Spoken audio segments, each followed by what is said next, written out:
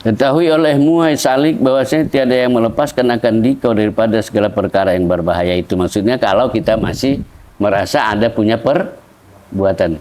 Kita tidak punya ada perbuatan. Yang punya perbuatan itu mutlak Allah. Baik itu yang lahir dari perbuatan itu baik maupun buruk. Ya, sandarkan terus sama Allah. Dan ada lagi kita di situ. Melainkan pandangmu dan suhudmu, pandang dengan mata kepala dan mata hati, itu maksudnya bahwasanya segala perbuatan yang berlaku di alam ini sekalian daripada Allah Ta'ala, sama ada perbuatan itu baik pada rupanya dan pada hakikatnya seperti iman dan taat.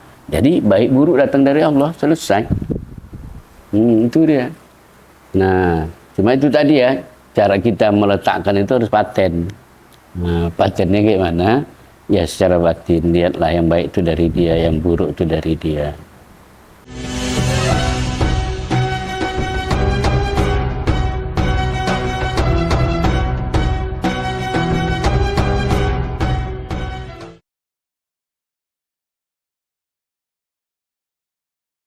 Alhamdulillah, salatan wa salaman ala rasulillah wa ala alihi wa sahbihi wa mawala.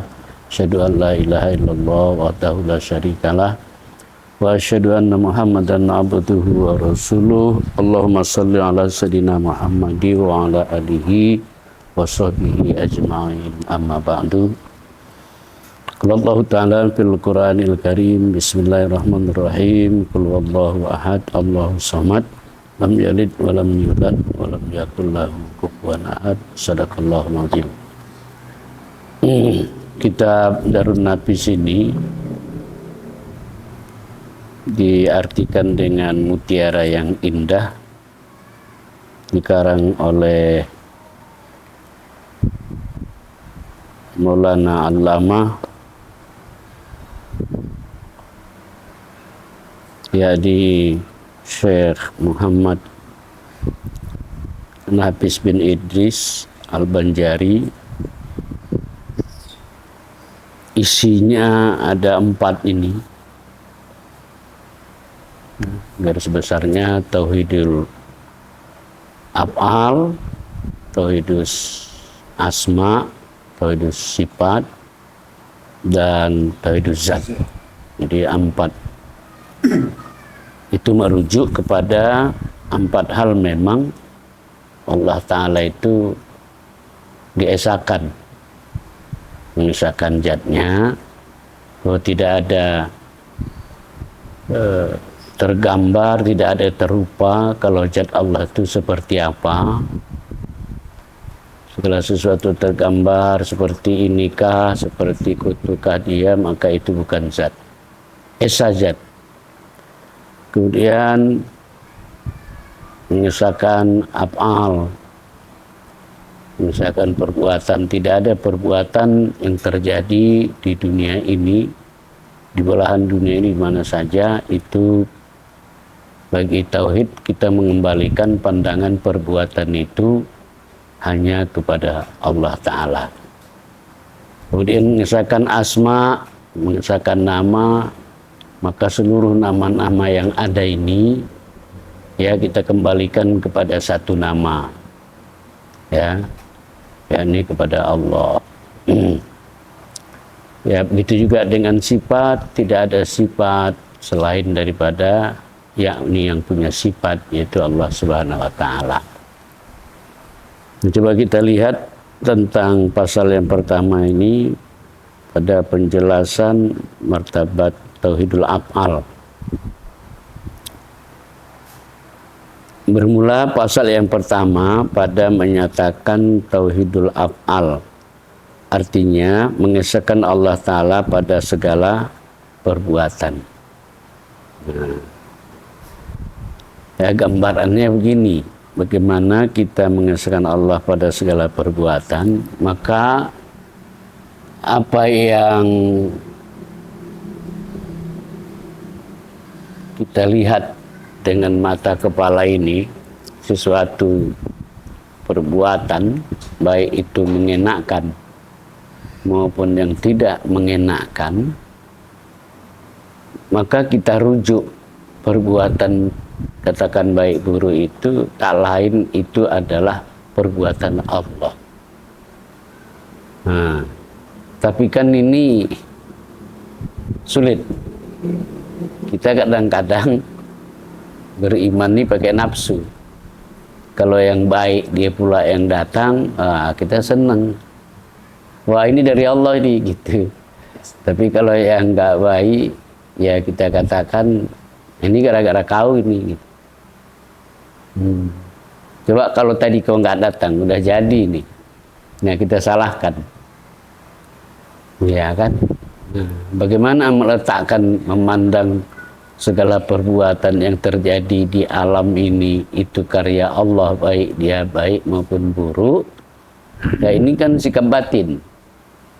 Sikap batin itu artinya perbuatan di dalam. Di dalam itu boleh kita mengatakan berbuat taat karena Allah, berbuat maksiat juga karena Allah. Kenapa baik buruk datang dari Dia? Tetapi itu sebatas di dalam, paham ya? Di dalam batin kita aja, ya kan? Tak boleh diucapkan. Kalau diucapkan nanti orang bisa salah paham. Ya, berbuat baik karena Allah, berbuat maksiat karena Allah, gitu kan? Susah itu kan memahaminya. Nah, kembalikan itu kepada Allah. Tetapi secara syariat, nah disitulah kita tidak bisa memisahkan antara hakikat dengan syariat. Secara syariat, ya tetap kita bilang bahwa yang kau lakukan itu tak betul, gitu ya kan. Nah, dan jangan coba juga kita membela-bela diri dengan tauhidul sifat afal ini. Ya kan baik buruk dari Tuhan gitu. Nah, ya kan. Bilos dia suka ditempeleng, nah, kira-kira bisa nggak bedakan dia. Nah, jadi seperti itu. Jadi mengesahkan Allah Ta'ala pada segala perbuatan itu, ya ini itulah bermakna, ya kita pandang dengan mata hati dan mata kita zahir ini, bahwa segala peristiwa, segala perbuatan yang terjadi di alam ini, ya maka batin kita mengatakan itu bersumber dari Allah Ta'ala, ya. Tidak boleh kita bilang daripada yang lain. Kalau masih ada bersumber dari yang lain, itu belum tauhidul afal namanya. Gitu. Ya, kita kemarin itulah para mandi. Iya kan, begitu masuk kisaran kok mau hancur mesin itu, ya kan. Nah, kalau ini nggak memantang dari dia, stres itu. Ada saja cerita tak selesai. Mungkin ini, mungkin itu, tembak sana, mana-mana dosa. Tapi kalau fokus kita, udahlah ini ada pandangan dari Tuhan ini. Mau menangis sama mau ketawa sama aja hasilnya ini, kan gitu. Nah, kenapa? Kita tidak tahu apa dibalik peristiwa itu, gitu loh. Tak mungkin sesuatu itu terjadi tanpa ada pertimbangan, kira-kira begitu. Ya kan? Tetapi memahami tauhidul afal ini bukan berarti tidak ada ikhtiar, ya. Mesti juga ada ikhtiar.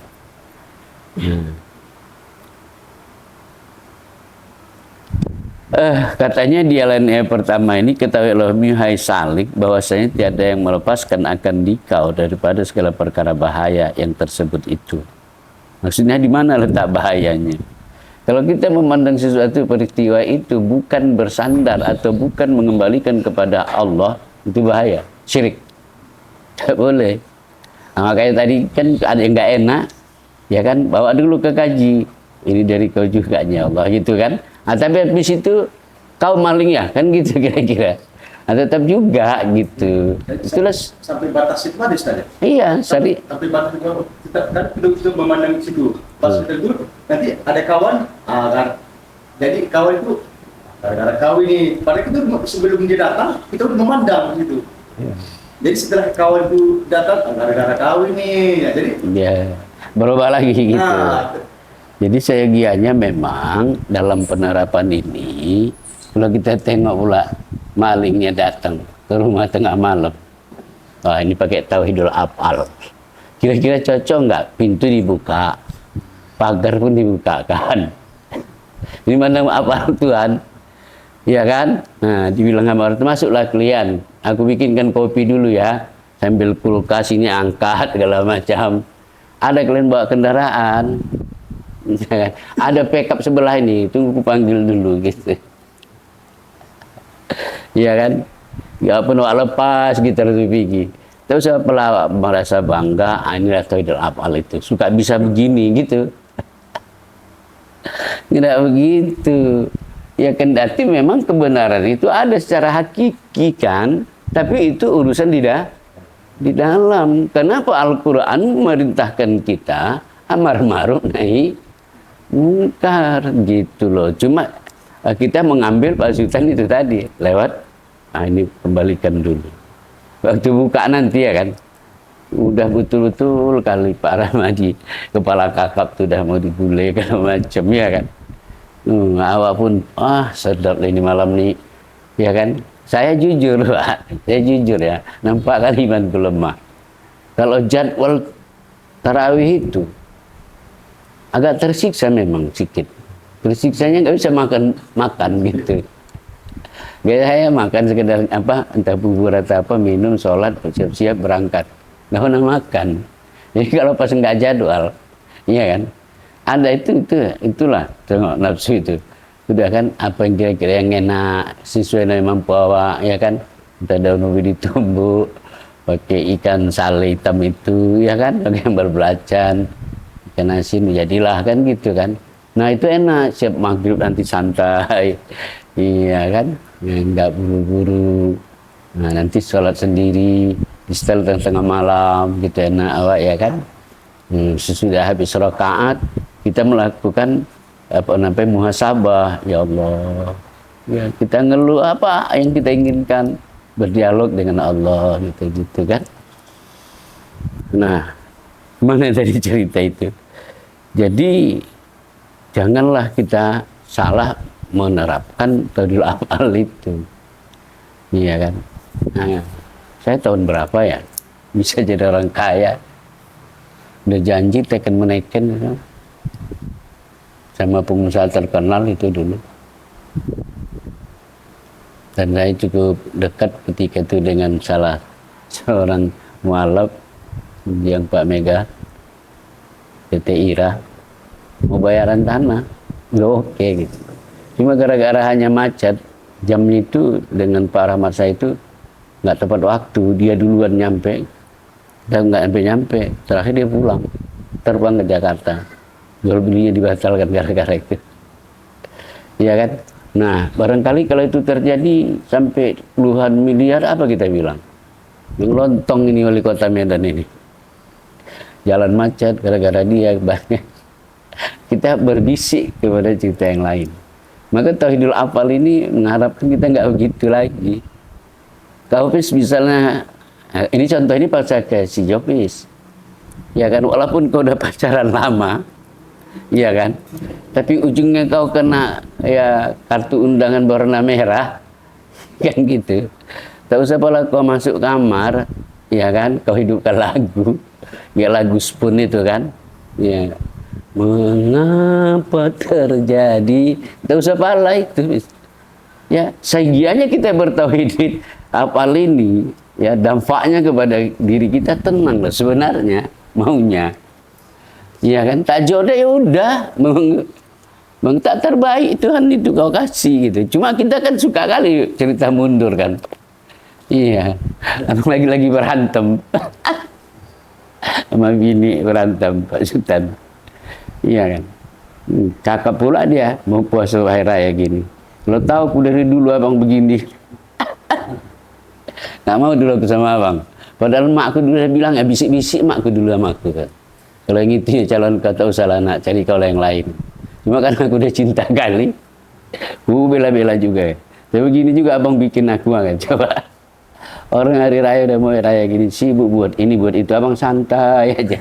Mau nanya, tidak apa, tidak. Memang nasib kata dia. Nah ini kan artinya tidak memandang secara tauhid. Ya ilmunya mudah mendapat, pelaksanaannya ini. Ya Allah, tadi berapa kali Pak Sultan marah di jalan tadi? Coba. Alah, udah tahu naik becak, jangan lambat dah. Ada aja kan? Ada, termasuk temperatur udara hari ini 31 derajat. Tuhan tahu ya berapa derajat arus udara ini. Artinya apa? Kalau misalnya karat kita itu besi, Ramadan itu kan, besi bekarat di tanah lama, besi itu ditimpai karat, tak nampak besinya.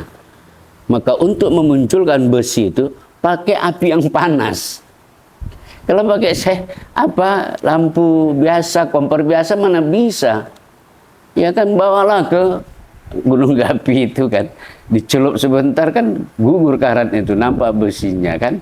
Artinya Ramadan kerap memang kita dihadapkan dengan Allah, perbuatan Allah begini. Karena banyak kali dosa umatku ini, kalau nggak begini karatnya nggak hilang. Nah, pandang kepada afal itu. Ya bersandar saja kita ke situ. Itulah tahdil afal itu. Nah ini kan artinya apa? Ini untuk menghilangkan anti keluh, anti stres ini kan. Sesungguhnya saya begitu menerjemahkan itu anti stres. Cepat-cepat kalau ada sesuatu yang tak nyaman. Oh gitu. Nah, kalau tidak Firaun. Ya kan, kenapa Firaun mengaku jadi Tuhan? Karena kalau jadi Tuhan kan sesuatu setiap yang diinginkannya mesti menjadi kenyataan. Nah, itunya makanya digelar dia Firaun itu Tuhan. Karena setiap keinginannya harus tercapai. Ya, jangan-jangan kita pun begitu juga anggota Firaun. Siapa bilang sosoknya memang udah nggak ada Firaun. Dan tapi pengikutnya Pak Yopis masih banyak. Masih banyak. Kalau keinginan, kalau bahasa kerennya, ekspektasi tak sesuai dengan kenyataan, pasti masalah. Coba bayangkan, awak bikin es batu, hari ini 100 bungkus, harapan laku lah semua, senang hati. Begitu jelang maghrib, berapa laku? Dari 100 baru 2 biji. Mulailah itu kan, nah, muncullah itu teori Firaun tadi. Nah, kalau yang begininya pula kan gitu, keberatan, nggak terima. Nah, jadi itu dia. Jadi segala sesuatu, apapun yang terjadi, ya harus kita taati karena melihat seluruh perbuatan itu datangnya daripada Allah juga. Kalau prinsip tinggi untuk meleburnya itu apa bisa langsung dilebur? Apa itu? Istilahnya sama Allah itu kan Ghafurur Rahimnya itu. Untuk melebur kesalahan tadi secara drastis bisa. Jadi Pak Sultan ini masih cerita dirinya ada juga lagi. Itu kan ada kata tobat itu ya. Kalau bahasa syariat kan tobat itu menyesali kan, Iya. segala perbuatan. Ya, dengan istighfar, kamu nangis-nangis lagi ya. Nangis, air mata keluar, nyesel, sampai ingus pun ikut keluar. Minta ampun gitu ya. Itulah taubatnya ahli syariat, berjanji tidak ngulangin tapi kumat juga. Sehingga dibilanglah taubatnya taubat sambal. Udah nggak taunya dia penyakit mahada, makan pakai cabai juga kumat. Udah kumat, janji nggak pakai cabai, begitu udah sehat, nampak mangga muda, oke, ya bumbu kacang ngajar juga.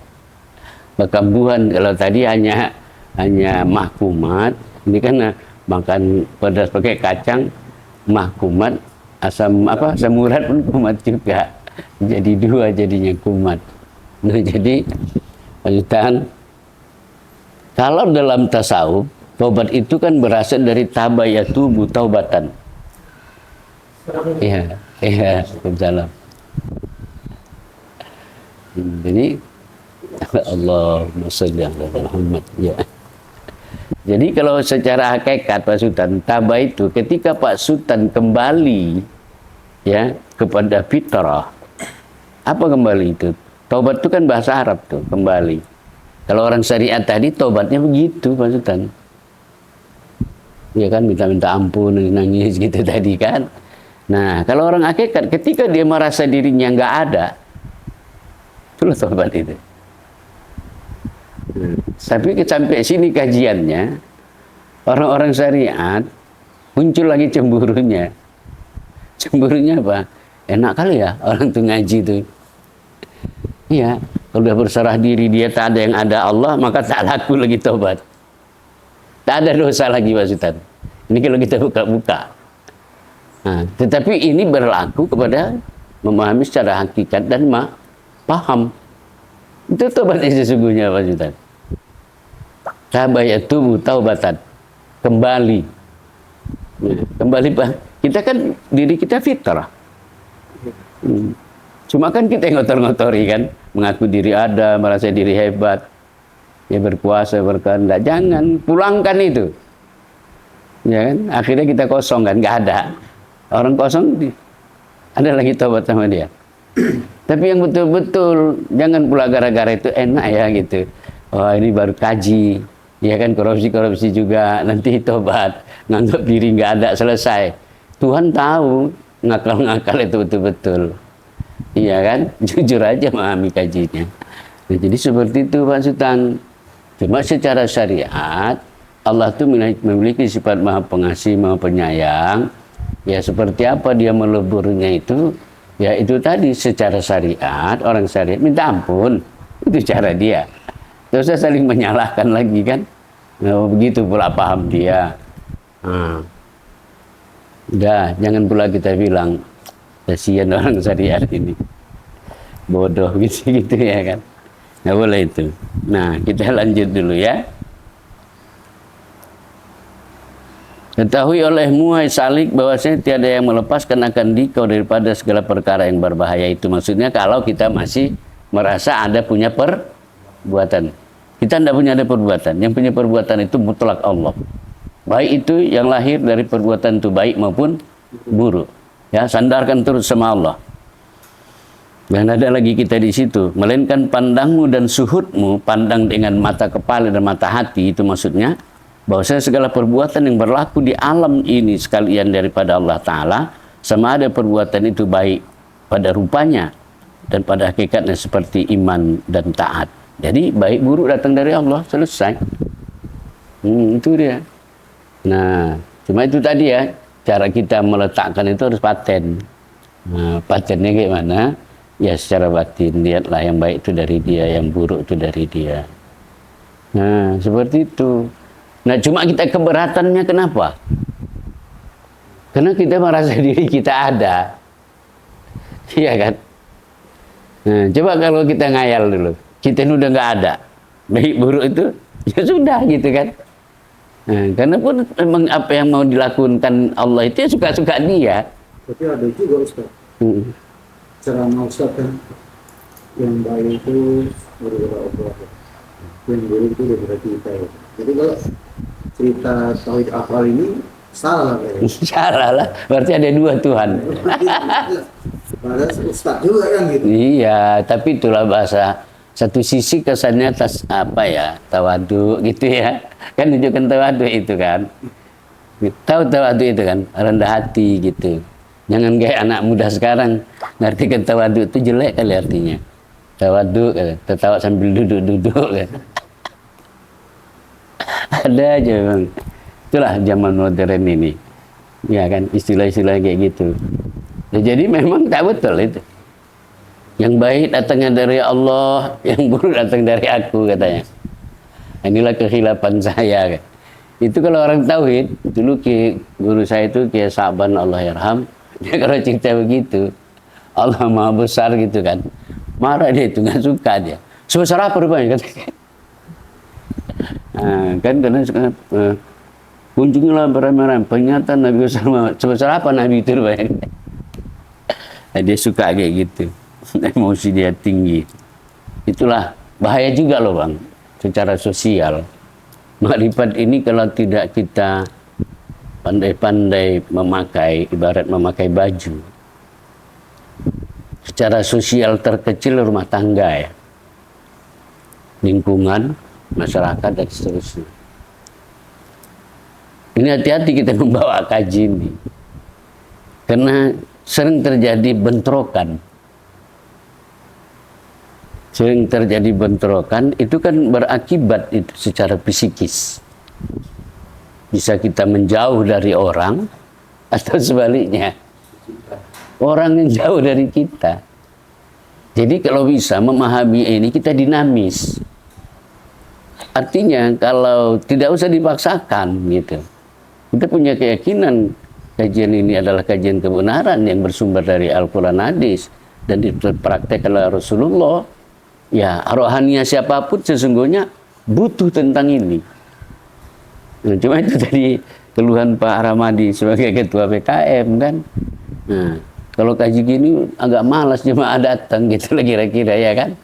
Nah, sebenarnya Pak Ramadi saya titip kalimat jangan diikutin itu. Ya, jangan diikutin. Nah, kenapa? Karena kita paham bahwa hidup yang hari ini itu hanya membangun diri identitas yang melekat di diri. Itu bukan diri dia, susah ini. Nah, tetapi itu tadi, bagaimana kita cari guru yang betul-betul bisa memberikan pemahaman itu, gitu dia. Karena kalau nggak kita sampaikan, dosa sama kita itu. Bisa saja nanti orang kampung bilang, dia mati pero dia bapak ketua PKM. Oh, buka Tuhan pun kau nggak kenal kata malaikat misalnya. Di mana kau dulu tinggal? Kalau Dendang. Di mana komplek ini? Gitu kira-kira. Iya kan? Apa nggak ada pengajian di musola? Ada katanya. Terus nggak ada ngajarkan kaji tentang Tuhan. Dah nggak tahu kan yang ngurus itu Pak Rahmadi katanya, coba kan bawain nama. Artinya apa? Tetap dia pakat.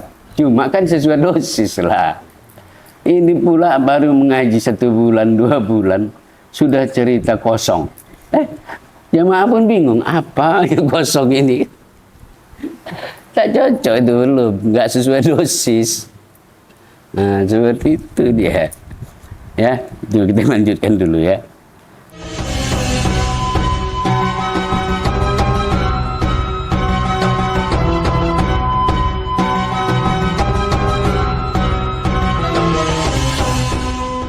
Tuhan yang kau sembah, Tuhan yang kau ciptakan atau yang menciptakan, kau buktikan dulu kalau kau seorang ustadz. Gitu dong, wahya. Kita udah mulai marah. Ya, sehadapkan ini ke kamera itu Pak Jofis. Iya kan? Masa kalau ada seorang ustadz melarang kajian ini? Bukankah Islam itu ya ayyuhalladzina amanu dkhulu fis-silmi kafah? Hai orang-orang beriman, masuklah kamu ke dalam Islam itu secara menyeluruh. Islam itu ada syariat, ada thariqat, ada hakikat. Kumpulan semua itulah menjadi ma'rifat.